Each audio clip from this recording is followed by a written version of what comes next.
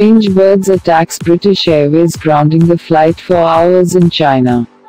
According to unconfirmed reports making round the internet, strange birds K vultures attacked British Airways and grounded the flight for several hours.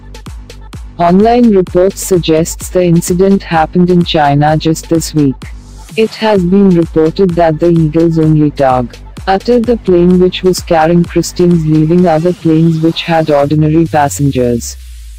Unconfirmed reports further say after situation was calmed, the pastor who was leading the Christians spoke with reporters and described the attack as Satanism.